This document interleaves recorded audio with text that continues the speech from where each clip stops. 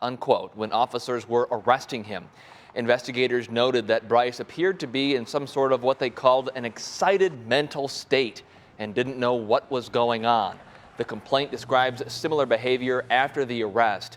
Bryce currently does not appear in an online jail registry. Turning to weather now, just in time for the weekend, a big weather warm-up is almost here. Meteorologist Gino Recchia is here with details on our weekend ahead. Gino? That's right. We are tracking temperatures that are going to be in the 60s for the weekend. Keep in mind our average high is supposed to be right around 50 for this time of year, so we're well exceeding it, making it feel like the middle of May. Looks like both days we'll enjoy a lot of sunshine. Better chance for a lot of sun tomorrow. Then we'll have a little bit of mixture of cloud cover as we work our way into our Sunday. Right now, it doesn't feel that warm. We've got some 30s along the shoreline, a little bit warmer farther inland, holding on currently to 50 degrees in in Fond du Lac and Princeton. But we'll talk more about that forecast and also when you'll need the umbrellas coming up. Gino, thank you. Big news from the CDC today. The agency has given the green light for fully vaccinated people to travel safely in the U.S. NBC 26's Ben Boken is live at Austin Straubel International Airport tonight in Green Bay with more on what fully vaccinated people can expect now. Ben? Yeah, that's right, John. Fully vaccinated Northeast Wisconsinites waiting to get that go-ahead to travel can pack their bags now. I spoke with one woman who's already taking advantage.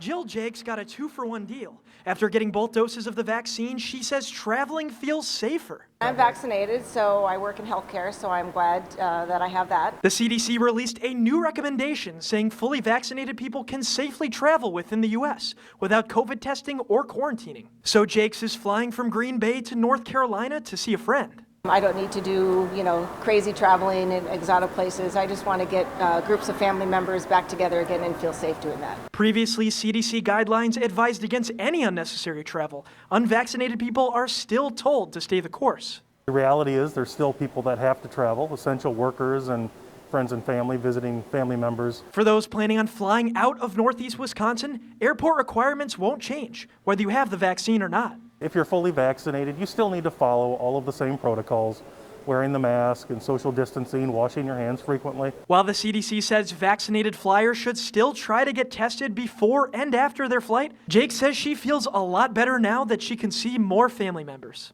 I know there's a lot of people who feel it's not necessary. I don't happen to be that, person, so I feel a little safer.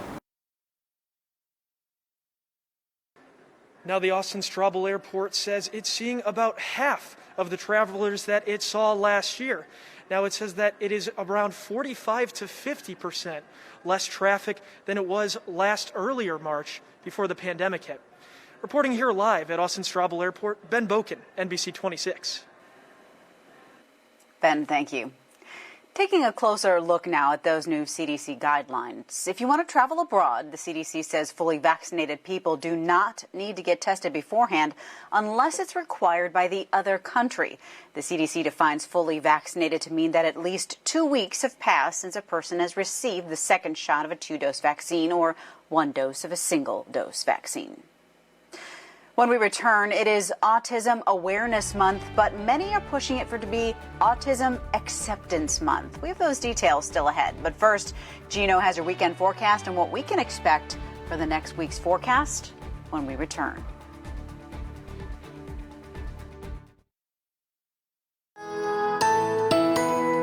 And now your weather with meteorologist Gino Recchia.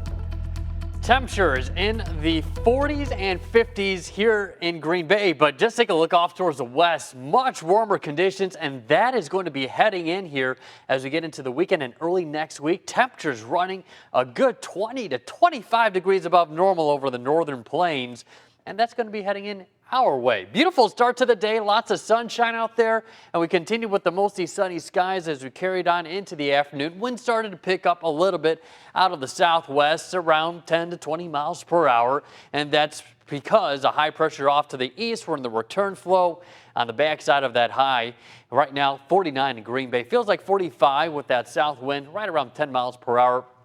Sunset tonight at 7:22. Lakeside areas are cool, upper 30s to lower 40s. Farther inland, we're near that 50-degree territory. 45 currently in Anago, 48 in Mountain. The winds coming in out of the south, pretty breezy right along the shoreline, around 20 to 25 miles per hour.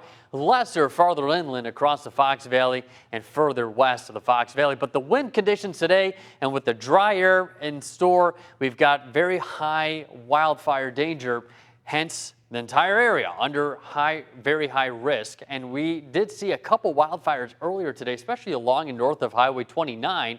This is from the DNR. And as we head into the weekend with continued dry weather, we could be dealing with it once again for the weekend before some beneficial rainfall moves in here as we get into early next week. Matter of fact, we're running over an inch below normal deficit. We should be seeing about 4¼ inches of precipitation from the beginning of the year. Right now, we're about 3.13 inches, but things will change as we head into early next week. The reason why we've got areas of low pressure starting to build in and move in across the Pacific Northwest. Right now for us, we're dry. We've got an area of high pressure here. That's going to be sticking around here for the weekend. A very weak disturbance. You see some of the cloud cover over Minnesota. That's going to shift in here overnight tonight, but no precipitation with it. Then as we get into the day for tomorrow, lots of sunshine in store. The clouds will roll in here while we're asleep, as being shown on Skycast. Then tomorrow morning, lots of sunshine out there. Temperatures climbing up into the mid-60s for most of the Fox Valley. Farther west of the Fox Valley, you could be flirting near 70 degrees. Now on Easter Sunday, it looks like a little bit more cloud cover moves in here. We'll have some mostly sunny to partly cloudy skies, but not as much sunshine as what we dealt with during the day for tomorrow. Now the rainfall, that moves in here on Monday. Isolated sprinkles. It looks like in terms of really the whole work week, the best chance of some really heavy downpours will be sometime in the either Wednesday or Thursday time frame, where a larger area of low pressure pushes through our area. And certainly not out of the question to have some areas approaching 3/4 inch of rain or more. 36 for the overnight low, winds out of the south at about 10 to 15, gusting near 20. Then for tomorrow, we'll get up to a high of 64, feeling like the middle of May and the beginning of April. It's no April Fools. We've got 65 on Sunday, then near 70 on Monday, especially if we break out into a little bit of sunshine. Then we start to cool things off with these area low pressures moving in here, warm fronts staying down to the south of our area. And you see how we cool off into the lower to mid-50s, but still every single day is going to be above average. Just wonderful Easter weekend weather. Okay, Gino, thanks so much. Well, of course, like all of us, teenagers have had more than a year of changes now, but that hasn't made it any easier for some to cope with all of the changes. So coming up at 10 tonight, we'll hear from a group of high schoolers to see how they've managed to turn struggle into success. That's coming up tonight at 10. And still ahead for us here at 6, this month is Autism Awareness Month, but many are wanting to change it from Autism Awareness Month to Autism Acceptance Month. We show you coming up. Today, hundreds of thousands of landmarks, buildings, homes, and communities in general around the world have come together for Autism Awareness Day. Awareness is only a first step on our journey to building stronger and more inclusive communities. Next comes appreciation, inclusion, and acceptance. So April is recognized as Autism Awareness Month, but Cooper, whom you heard from right there, wants people to look at it as Autism Acceptance Month. Churches here in Northeast Wisconsin and around the world held Good Friday services today.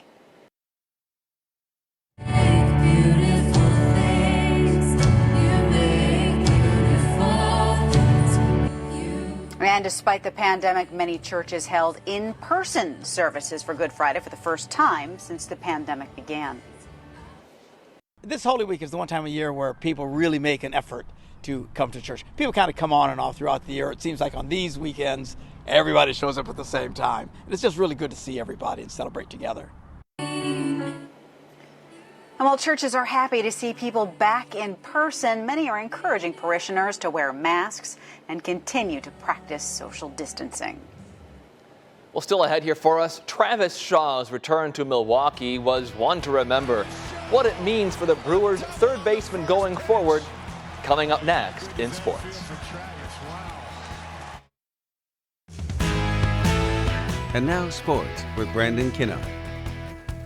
Well, it's only one game out of 162, but in his return to the Brewers, Travis Shaw sure gave fans a reason to believe that he can still contribute at a high level. Shaw went 2 for 4 with 3 runs driven in Milwaukee's comeback win over the Twins yesterday. He drove in the game-tying run in the bottom of the 9th inning with a double out to right center field. Now, Shaw had big seasons for the Crew in 2017 and 18, but just fell off the map with a really bad year in 19. He was eventually let go. Now in his second stint with the Brewers, it's off to a promising start. For me personally, after obviously a tough ending the first stint here, it was nice to hear those roars again. If this is a place that feels like home to me, so really excited to be back, and what a first game, and what a